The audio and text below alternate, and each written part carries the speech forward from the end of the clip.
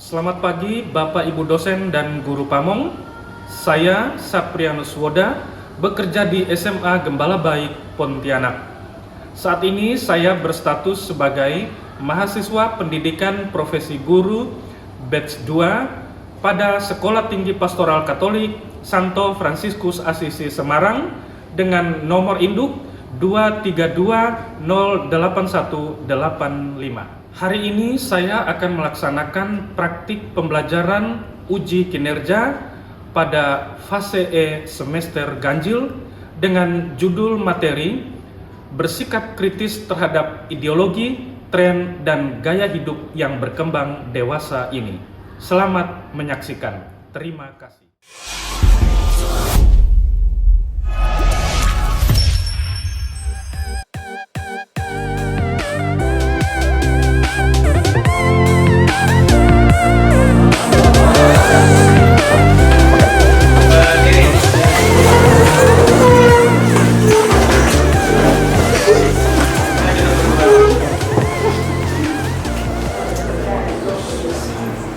Selamat pagi Allah Bapa yang Maha Baik. Puji dan syukur kami haturkan kepadamu atas berkat-Mu sedari malam tadi hingga pada pagi hari ini kami dapat berkumpul di ruang kelas ini. Dan sebentar lagi kami akan menjalankan aktivitas belajar mengajar kami. Mohon berkat-Mu atas rangkaian kegiatan kami ini agar dapat berjalan dengan lancar. Ya Bapa, segala doa dan permohonan ini kami serahkan ke dalam tangan-Mu melalui perantaraan Yesus Kristus, Juru Selamat kami. Amin. Dalam nama Bapa dan Putra dan Roh Kudus. Amin. Baik. Bagi salam. Selamat siang Pak. Selamat.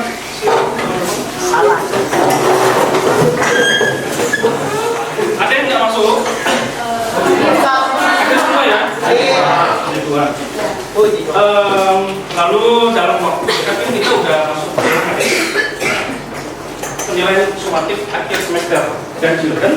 Ya. Jadi Bapak berharap kalian menjaga diri dan baik, terutama mempersiapkan segala sesuatu untuk keperluan penilaian itu, ya. Belajar, yang mempersiapkan diri, segala sesuatu yang berkaitan dengan tugas remedial, susulan, harap kalian proaktif kepada guru, ya.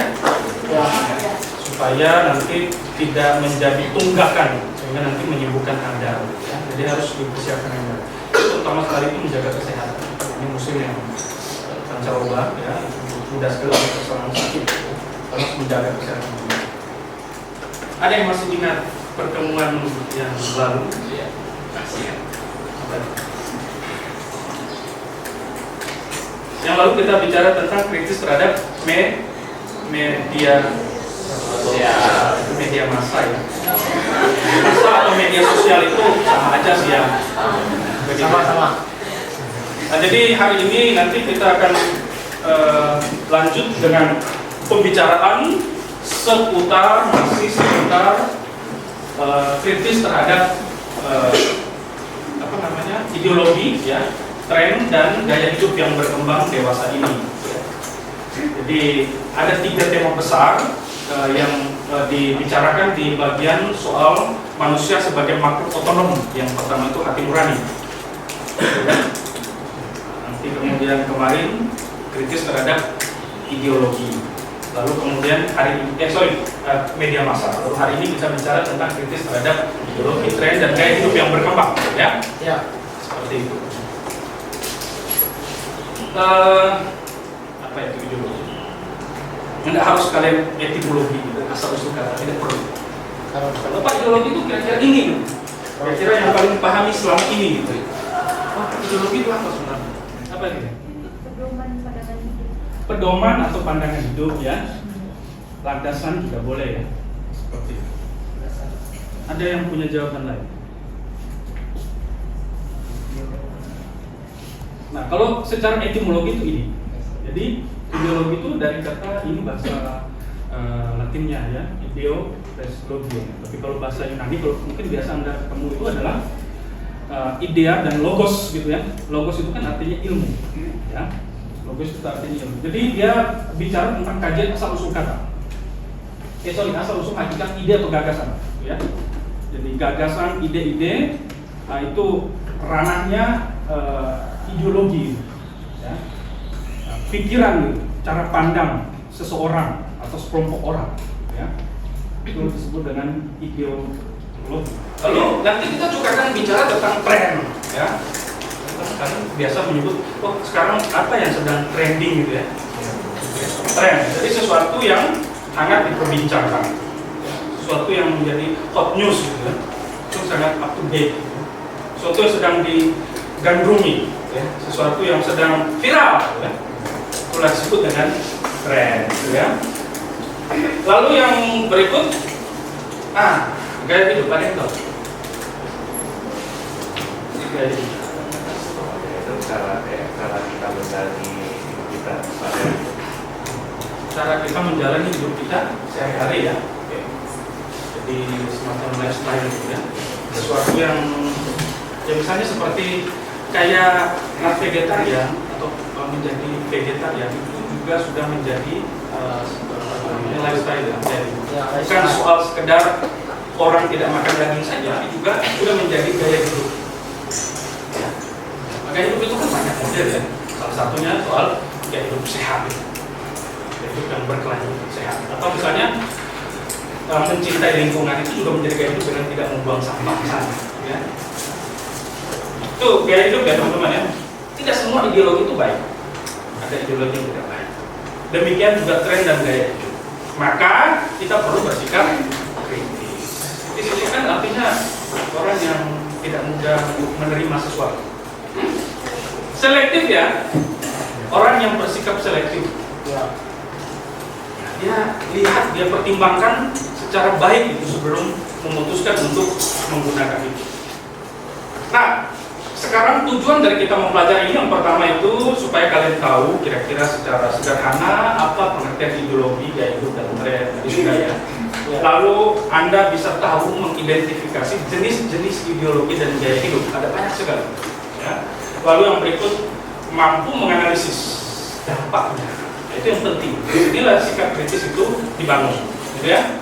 Lalu yang terakhir kita juga mau melihat dari Lukas bab 4 atau 13 soal Yesus yang dicobai di padang gurun, ya. Bagaimana sikap kritis Yesus terhadap tawaran-tawaran, ya, tawaran-tawaran yang ditawarkan kepada Yesus oleh si iblis, gitu ya. Siapa tadi yang sudah petunjuk untuk membaca? Oh ya, coba dibaca dulu dari Lukas bab 4 ayat 1 sampai dengan 13. Nah, boleh berdiri. Lukas itu di perjanjian baru ya. Ya, baik, silakan berdiri. Pencobaan di padang gurun.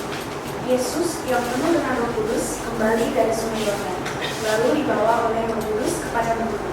Di situ ia tinggal 40 hari lamanya dan dicobai iblis. Selama di situ ia tidak makan apa-apa dan sesudah waktu itu ia lapar. Lalu berkatalah iblis kepadanya, "Jika engkau anak Allah, suruhlah batu ini menjadi roti." Jawab Yesus kepadanya, "Ada tertulis, manusia hidup bukan dari roti saja." Kemudian ia membawa Yesus ke suatu tempat yang tinggi, dan dalam sekejap mata ia memperlihatkan kepadanya semua kerajaan dunia. Kata iblis kepadanya, "Segala kuasa itu serta kemuliaannya diberikan kepadamu, sebab semuanya itu telah diserahkan kepadaku, dan aku memberikannya kepada siapa saja yang kukehendaki. Jadi, jikalau engkau menyembah aku, seluruhnya itu akan menjadi milikmu." Tetapi Yesus berkata kepadanya, "Ada tertulis, engkau harus menyembah Tuhan Allahmu, dan hanya kepada Dia sajalah engkau berbakti." Kemudian ia membawa Yesus ke Yerusalem dan menempatkan Dia di hubungan bait Allah. Lalu berkata kepadanya, "Jika engkau anak Allah, jatuhkanlah dirimu dari sini ke bawah. Sebab ada tertulis mengenai engkau, Ia akan memerintahkan malaikat-malaikatnya untuk melindungi engkau, dan mereka akan menantang engkau di atas tangannya, supaya kakimu jangan terantuk pada batu." Yesus menjawabnya, katanya, "Ada firman, jangan engkau mencobai Tuhan Allahmu." Sesudah iblis mengakhiri semua pencobaan itu, ia mundur daripadanya dan menunggu waktu yang baik. Nah, jadi ada 3 pencobaan ya. Apa percobaan yang pertama? Batu menjadi roti, ya kan? Lalu yang kedua? Menyembah iblis. Menyembah iblis. ya. Jadi iblis apa? Apa yang dilakukan iblis? Ingin memperlihatkan kerajaan, ya, kekuasaan dan seterusnya itu kepada Yesus. Lalu kalau kamu menyembah saya beri semua ini. Ya. Dan orang yang berada di bawah bimbingan Roh Kudus itu artinya orang yang siap melaksanakan firman Tuhan. Firman Tuhan, bukannya soal segala sesuatu yang sifatnya lahiriah. Karena iblis itu pun pikirannya itu yang lahiriah aja. Gitu. Kamu lapar ya, batu ini jadi kecil. Supaya kamu makan kenyang kan. Manusia pertama Adam, ya, itu tidak tahan terhadap godaan. Ya. Mereka perlu dan Roh Kudus, tetapi mereka tidak tahan. Siapa yang mengikuti iblis juga gitu. Supaya jangan makan buah itu, tetapi mereka tidak kritis gitu ya. Dan Yesus itu sebagai Adam yang baru. Adam baru itu taat. Dia yang penuh Roh Kudus dan dia mau melakukan kehendak dan kehendak Tuhan, firman Tuhan. Ini manusia bukan hidup dari roti saja gitu. Hidup itu bukan soal perut saja gitu kan ya. Ya. Tapi juga soal bagaimana orang melakukan kehendak atau firman Tuhan. Lalu yang kedua, orang yang melakukan kehendak firman atau kehendak Tuhan atau firman Tuhan itu juga adalah orang yang berbakti kepada Allah. Ya kan? Betul ya? Betul. Karena pencobaan kedua ini menyangkut harta, tahta, begitu ya. Orang sudah punya kekuatan harta, tahta, dan tidak jauh dari wanita. Ya. Dekat sekali dengan celah untuk melakukan dosa. Itu kira-kira arti singkat tentang pencobaan kita. Padang gurun itu kita ini sebenarnya sedang berada di dalam padang gurun juga, secara rohani. Ya, kita itu sedang berziarah di padang gurun seperti itu. Pencobaan yang ketiga apa? Disuruh. Ya, Yesus diajak oleh iblis. Lalu apa kata iblis? Kalau ya, coba siapa? Kalau kamu apa katanya tadi? Anak loncat gitu ya, jatuh. Karena katanya ada tuh tertulis kalau kamu menjatuhkan diri, Tuhan itu tidak akan membiarkan kamu tuh sampai nyentuh tanah, tapi malaikat datang dan kemudian mengangkat kamu. Itu kata iblis. Nah itu apa? Godaan untuk mencobai Tuhan. Karena kita sebagai manusia kadang Tuhan, dosa orang Kristen gitu ya. Saya berbuat dosa, nanti punya gereja hari Minggu nggak dosa. Ada sakramen tobat gitu. Karena kita sering mencobai Tuhan Allah seperti itu. Memang Tuhan itu mengasihi kita karena kerahimannya, tetapi dia tidak toleransi terhadap dosa gitu. Kalau orang sampai berpikir seperti itu, maka dia mencobai Tuhan Allah. Cobaan pertama, 2 dan 3 itu sebenarnya mau merepresentasikan kita sebagai manusia yang hidup ini, yang tidak jauh-jauh dari urusan perut gitu ya. Orang udah lapar, urusan perut, pasti data tahan emosi muncul, halal jadi haram jadi halal gitu ya. Akhirnya gitu ya. Percaya bahwa Tuhan pasti mengampuni saya. Ya Tuhan maha pengampun sih, tapi kamu jangan mencobai dia. Dia marah juga, tapi jangan dilakukan dengan sengaja begitu. Bahwa dia maha pengampun. Tuhan itu tidak toleransi terhadap dosa. Ya, dia mengasihi kita, tapi dia tidak toleransi terhadap dosa. Sesuatu yang dibuat secara sengaja gitu. Dosa itu kan dilakukan secara tahu dan mau. Orang tahu itu dosa, tidak baik, tidak benar. Tapi orang lakukan. Ingat, Adam dan Hawa jatuh karena mereka sudah tahu itu tidak benar, tapi mereka lakukan. Mencoba Tuhan. Nah, Yesus juga bersikap kritis ya. Dia percobaan pertama, kedua, dan ketiga, dia jawab iblis. Iblis itu seorang profesor. Dia itu udah sangat terpelajar gitu. Pintas sekali. Jadi kadang-kadang kita seperti berjalan di pinggir jurang aja, ya. Seperti itu. Makin kita bilang kita dekat dengan Tuhan, makin kuat godaan. Begitu. Nah sekarang kita lihat, kira-kira apa saja ideologi tren dan gaya hidup yang berkembang dewasa ini atau di dalam masyarakat ya. Ini macam-macam ideologi. Yang pertama nasionalisme. Saya pikir ini Anda sudah tidak asing dengan hal ini, nasionalisme. Ada nasionalisme yang positif, yang baik. Artinya kita bangga terhadap bangsa kita, ya, terhadap budaya kita, terhadap keindonesiaan kita, tetapi tidak kemudian meremehkan bangsa lain. Itu nasionalisme yang positif. Tapi ada yang negatif, itu supranasionalis. Itu berarti mengagung-agungkan bangsa sendiri, lantas kemudian merendahkan bangsa lain. Itu jelas sesuatu yang tidak baik untuk relasi lintas bangsa ya. Nasionalisme baik sekali. Orang kemudian bisa bersikap patriotik ya, atau menggunakan produk-produk dalam negeri gitu ya, sepatu ya dan seterusnya. Rusia tidak lagi seperti itu. Tidak. Korea Utara ya, Cina ya. Palestina itu kita mau sebut teokrasi tapi dia tidak mungkin teokrasi karena atau nilai-nilai keagamaan syariat seperti itu. Iran itu teokrasi. Jadi apa ya? Kalau komunis ini kan berarti orang itu tidak boleh menuntut kekayaan pribadi, Pak. Tidak boleh. Semua itu harus dimanfaatkan sebesar-besarnya untuk kepentingan. Mereka menentang itu karena kalau orang tidak diakui kepemilikan pribadinya, orang yang sudah bekerja sekuat tenaga, ya tentulah dia memperoleh feedback dari itu, dari kerja keras yang dia lakukan. Tetapi yang mau ditekankan bahwa kekayaan yang didapat, yang diperoleh itu juga bermakna sosial. Dan orang kaya, kalau dia kaya sekali, dia punya banyak karyawan, dia harus memperlakukan karyawan dengan baik, menggaji mereka secara ideal. Jadi mereka yang punya duit, mereka yang menguasai sumber-sumber daya alam, ya mereka mempekerjakan orang karena mereka punya kemampuan. Ya saking materialistis dan hedonisnya, akhirnya upah yang diberikan pun ya kadang tidak memenuhi kebutuhan dasar, sandang, pangan, papan gitu ya. Jangankan papan atau sandang, pangan aja orang susah. Lalu yang berikut, teokrasi tadi, itu ada Theos ya, itu artinya Tuhan. Kratos, kratein, artinya kepemimpinan ya. Jadi ini artinya pemerintahan yang dibangun atas dasar aturan-aturan atau perintah Tuhan gitu. Kemudian neoliberalisme. Nah ini kalau Anda belajar apa itu Karl Marx itu ya kaum kapitalis, dia mengacu pada ini. Ya, kebebasan baru, ya kebebasan yang penuh. Kalau kaum kapitalis ya kebebasan pasar bebas.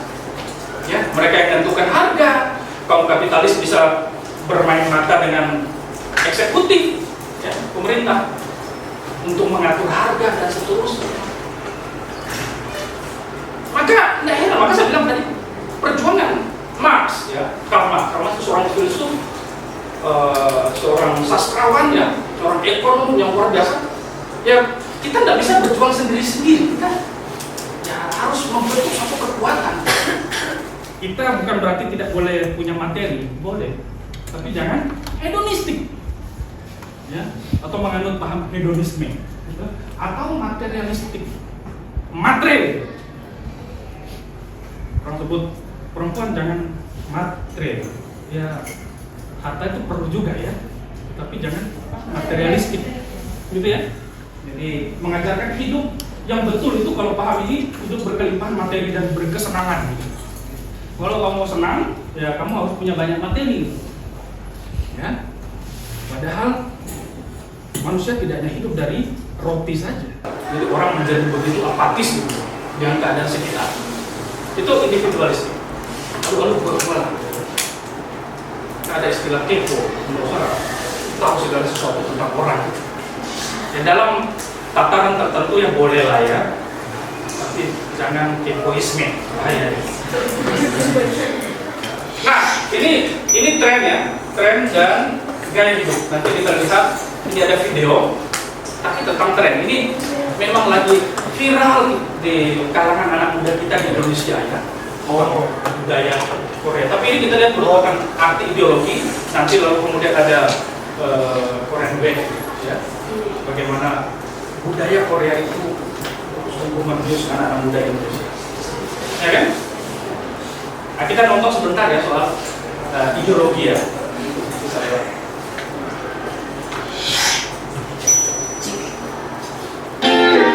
Jika kalian mendengar kata ideologi, apa sih yang ada di benak kalian? Doktrin, pandangan hidup, atau Pancasila? Sebenarnya apa itu ideologi? Kata ideologi pertama kali diperkenalkan oleh filsuf Prancis yaitu Descartes de Tracy pada tahun 1796. Karena kata ini pertama kali diperkenalkan oleh filsuf Prancis, maka dari itu kata ideologi berasal dari bahasa Prancis yaitu ideologi. Ideologi merupakan gabungan dari dua kata yaitu ideo dan logi. Ideo berarti ide atau gagasan dan logi berarti ilmu. Ideologi adalah ilmu yang meliputi kajian tentang asal-usul dan hakikat ide atau gagasan. Ideologi. Lalu yang berikut, ini fenomena K-pop. Lalu, ini tren dan gaya hidup ya, Korea. Siapa yang tak kenal dengan negara yang terkenal dengan sebutan negeri gingseng nih PMers? Hampir semua orang kayaknya tahu ya, itu merupakan sebutan untuk Korea Selatan. Lalu, video yang terakhir ya.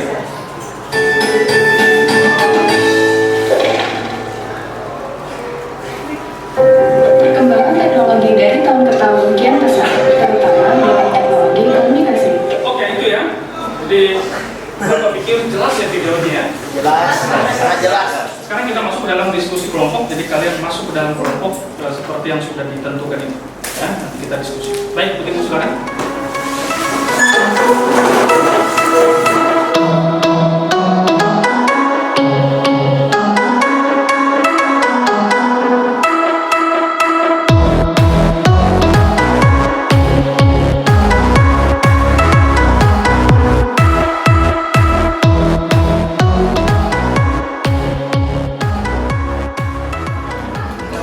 Aku bilang kalau misalnya kayak jangan kemana-mana bawa HP, kalau bisa aja bawa HP, sampai nulis status setiap hari cuma curhatan. Nanti ya. Masalahnya sekarang itu anak remaja tuh lebih sering di dunia maya dibanding di dunia nyata. Saya pikir waktu diskusinya sudah selesai ya. Kita masuk ke dalam presentasi kelompok. Kita mulai dari kelompok pertama ya. Silakan. Berikut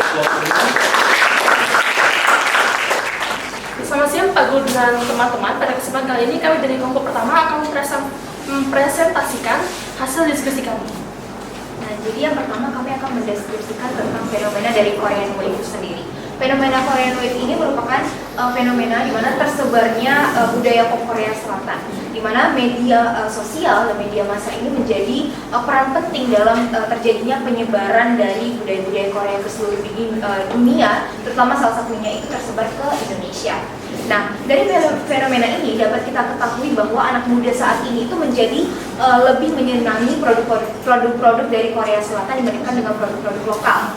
Dan contohnya adalah tontonan dari anak-anak muda yang pada saat ini kebanyakan itu merupakan drama Korea, dan juga saat ini musik yang digemari itu yang lebih dinikmati itu adalah musik-musik Korea seperti K-pop boyband ataupun K-pop girl band. Selanjutnya adalah informasi penting yang dapat kami dapatkan dari video tersebut adalah Korean Wave memiliki dampak negatif dan dampak positif. Dampak positifnya bisa menjadi sarana hiburan dan menjadi terobosan bagi industri perfilman dan musik di Indonesia. Sedangkan dampak negatifnya, generasi muda menjadi lebih mengenal budaya Korea dibandingkan budaya sendiri, dan akhirnya lama-kelamaan budaya Indonesia akan memudar. Selanjutnya, sikap yang dapat kita terapkan untuk menghadapi permasalahan ini adalah kita bisa memiliki sifat yang kritis, memilih mana yang benar dan mana yang salah. Yang benar kita ambil, yang salah kita buang. Sekian dari presentasi kami. Apakah ada pertanyaan? Saya Cindy ingin bertanya, mengapa lebih mudah mempengaruhi suatu negara melalui generasi muda? Saya izin menjawab pertanyaan dari Cynthia. Kenapa suatu negara itu lebih mudah dipengaruhi oleh generasi muda? Karena generasi muda saat ini masih dalam proses pencarian jati diri, sehingga mereka lebih mudah untuk dipengaruhi oleh hal-hal yang sedang trending atau yang terlihat keren di mata mereka. Seperti contohnya saat ini tari-tari tradisional sudah tidak lagi dipopulerkan oleh generasi muda, yang mana generasi muda saat ini mempopulerkan tarian-tarian dari Korea seperti dance. Generasi muda ini sangat penting bagi Indonesia, bagi negara, karena yang nantinya akan menjadi penerus bangsa. Maka dari itu mereka memulai untuk mempengaruhi negara dari generasi muda itu. Sekian dari presentasi kami ucapkan terima kasih.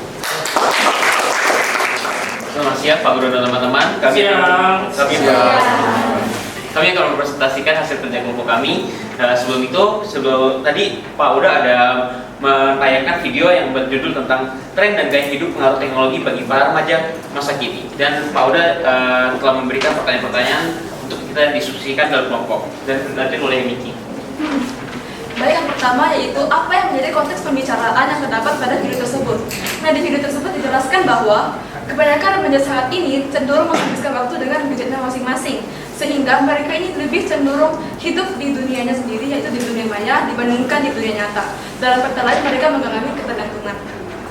Contohnya yaitu saat remaja sedang berkumpul dengan teman-temannya. Nah, di remaja saat ini, mereka lebih mensibukkan diri dengan gadgetnya daripada berbincang dengan teman-temannya. Selanjutnya saya akan menjawab pertanyaan kedua, yaitu informasi penting apa yang dapat kelompok peroleh dari video tersebut. Berdasarkan video yang kami nonton, kami mendapatkan bahwa ada suatu penelitian oleh Dr. David W. Goodman, smartphone mampu membuat penggunanya terbiasa melakukan multitasking. Hal ini membuat seseorang kesulitan fokus terhadap satu hal yang spesifik karena fokusnya mulai beralih dari hal satu ke hal yang lain. Dengan kata lain, daya konsentrasi mereka menurun. Nah, yang selanjutnya adalah menjawab pertanyaan ketiga, yaitu bagaimana sih sikap yang akan kita ambil, sikap yang tepat untuk menghadapi dari permasalahan tersebut. Nah, sikap yang dapat kita ambil untuk menghadapi masalah tersebut, yang pertama adalah dengan mengurangi penggunaan aplikasi yang kurang penting yang terdapat pada smartphone kita, seperti aplikasi game online dan juga aplikasi media sosial yang berlebihan. Selanjutnya, poin kedua dari sikap yang tepat untuk menghadapi permasalahan tersebut yaitu bersikap lebih bijak terhadap perkembangan teknologi seperti menggunakan aplikasi smartphone untuk kegiatan yang lebih positif. Nah, baik, untuk mengakhiri presentasi kami akan menarik sebuah kesimpulan yang akan merepresentasikan semua jawaban kami. Jadi, berdasarkan video yang kami tonton, permasalahan atau konteks utamanya adalah banyak sekali remaja yang ketergantungan dengan handphone saat ini, di mana mereka lebih mementingkan dunia maya dibandingkan dunia nyata. Nah, kemudian juga dilakukan penelitian oleh Dr. David W. Goodman bahwa ternyata sosial media ini dapat menurunkan daya konsentrasi seseorang, terutama pada remaja. Karena pada para remaja ini, mereka itu terbiasa melakukan multitasking melalui handphone, akhirnya mereka sulit fokus terhadap satu hal yang spesifik. Nah, kemudian untuk mengatasi semua itu, kami menjabarkan beberapa solusi. Yang pertama itu mengurangi penggunaan aplikasi yang kurang penting seperti game dan juga media sosial, tapi cuma mengurangi saja kok, nggak sampai kita berhenti menggunakan aplikasi tersebut. Nah, yang kedua itu kita harus lebih bijak terhadap perkembangan teknologi, di mana kita harus menggunakan teknologi untuk kegiatan yang positif saja. Nah, sekian presentasi dari kami. Apakah ada yang ingin bertanya? Saya ingin bertanya, kegiatan positif apa yang bisa didapatkan melalui smartphone? Untuk kegiatan positif ini kita bisa seperti meraup informasi dari internet tentang ilmu pengetahuan dan lainnya. Baik, untuk menambahkan jawaban dari Billy tadi kan Billy sudah memberikan contoh kegiatan positif, tapi kan itu untuk berguna bagi diri kita ya. Contohnya untuk mencari informasi di internet dan untuk mencari ilmu pengetahuan. Tapi ternyata melalui media sosial ini kita juga bisa memberikan kegiatan positif bagi orang-orang di luar sana. Contohnya kita mendirikan sebuah komunitas belajar. Jadi dengan bantuan teman-teman kita di sosial media, kita bisa mendirikan komunitas online untuk belajar bersama-sama. Contohnya di Instagram ataupun Twitter. Nah, melalui komunitas itu kita bisa sharing dan sebagainya. Nah, itu deh yang bisa kami sampaikan untuk menjawab pertanyaan dari Eka. Selamat siang Pak Guru dan teman-teman. Hari ini kami akan mempresentasikan hasil diskusi kami terkait ideologi. Saya akan menjawab pertanyaan yang terdapat di sini secara singkat. Jadi pertanyaan pertama, hal-hal yang kami temukan dalam video tadi adalah bahwa ideologi itu adalah dasar untuk suatu negara atau identitas untuk suatu negara, dan juga ditemukan dalam video ini bahwa ideologi itu ternyata banyak jenisnya, dan itu karena banyak jenisnya ideologi ini akan memberikan dampak baik sekaligus dampak buruk seiring dengan berjalannya waktu. Lalu informasi penting yang kami temukan dalam video ini adalah bahwa ideologi ini penting bagi suatu negara untuk dijadikan sebagai identitas suatu negara. Misalnya, Indonesia menganut ada ideologi Pancasila. Pancasila ini, seperti yang kita tahu, adalah suatu identitas dari negara kita sendiri kan, sebagai dalam bentuk untuk keberagaman yang ada di Indonesia. Yang terakhir adalah sikap yang tepat dalam menghadapi berbagai ideologi ini adalah kita harus bersikap kritis dan juga selektif dalam menghadapi dalam memaknai banyaknya ideologi yang ada ini. Selain itu, kita juga harus bisa membuka pikiran kita untuk memahami adanya perbedaan dan berbagai jenis pandangan terhadap ideologi yang ada. Sekian materi presentasi dari kami. Apakah ada pertanyaan? Silakan, Gracia. Saya mau nanya, mengapa Indonesia menganut ideologi Pancasila dan bukan ideologi yang di luar sana kayak negara-negara lain anut? Itu saja. Baiklah, saya akan menjawab pertanyaan dari Gracio. Kenapa Indonesia itu mengambil Pancasila sebagai ideologinya? Pancasila itu menurut pendapat kami dia mencakup berbagai ideologi yang disesuaikan dengan keadaan bangsa kita ini. Kita tahu bahwa bangsa kita itu terdiri dari berbagai macam suku, ras, dan agama. Contohnya jika kita terapkan nih salah satu ideologi yang sudah ada kayak teokrasi ya. Nah, jika kita terapkan teokrasi yang menitik beratkan pada suatu ajaran tertentu, tentunya itu nggak sesuai sama bangsa kita ini yang berbagai keberagaman agama. Mungkin hal itu yang menyebabkan Indonesia menerapkan ideologi Pancasila. Sekian presentasi dari kelompok kami. Atas perhatiannya kami ucapkan terima kasih. Ya, baik teman-teman, terima kasih ya sudah berdiskusi, sudah proaktif, sudah mempresentasikan. Bapak harap nanti itu dapat menjadi satu dua hal yang bisa membuat kita lebih kritis. Kalian sudah berdiskusi cukup alot di dalam kelompok ya. Ada yang mau memberi kesimpulan atau menyampaikan pendapat di akhir ini? Ya. Terima kasih atas kesempatannya, Pak. Ya. Jadi saya ingin memberikan kesimpulan atas pelajaran kita pada hari ini. Oke. Kesimpulan dari kesimpulan teman-teman dan diskusi kami adalah bahwa ternyata banyak sekali ideologi, tren, dan gaya hidup yang berkembang di zaman sekarang, terutama yang bisa kita lihat di sekitar kita, ada K-pop dan sebagainya. Nah, kita sebagai remaja dan juga sebagai pelajar yang sedang mencari jati diri kita masing-masing, harusnya kita bisa bersikap kritis dan juga selektif terhadap ideologi dan paham-paham itu tersebut. Jadi itu deh kesimpulan saya atas pelajaran ini. Oke, baik, kita bukan masih ada? Oke, baik. Silakan. Jadi kesimpulan dari pembelajaran yang sangat hari ini, di mana kita sebagai generasi muda ini saat ini dihadapkan dengan berbagai tantangan-tantangan, baik itu dari ideologi, gaya hidup, dan juga tren yang sedang berkembang di masyarakat. Saya setuju sekali dengan kesimpulan dari Sharon juga, di mana ada banyak sekali dampak positif dan negatif dari hal-hal ini yang harus kita perhatikan. Contohnya kalau kita memilih gaya hidup yang tidak baik, kita bisa terjerumus ke sifat-sifat seperti individualisme, hedon tadi, dan juga kita bisa materialisme tadi ya. Nah, dimana kita sebagai generasi muda, kita sebagai remaja, sebaiknya kita bersikap kritis dan juga kita pilih mana yang baik dan mana yang buruk, yang positifnya kita ambil dan negatifnya kita jauhi demi kehidupan kita yang lebih baik pula ke depannya. Oke, baik, kita pause dulu.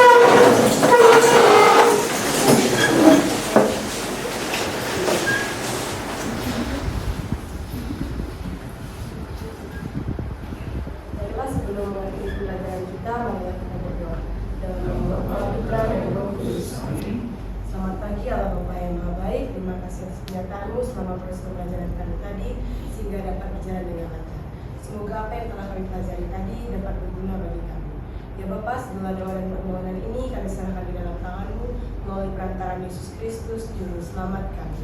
Amin. Dalam nama Bapa dan Putra dan Roh Kudus. beri salam. Terima kasih.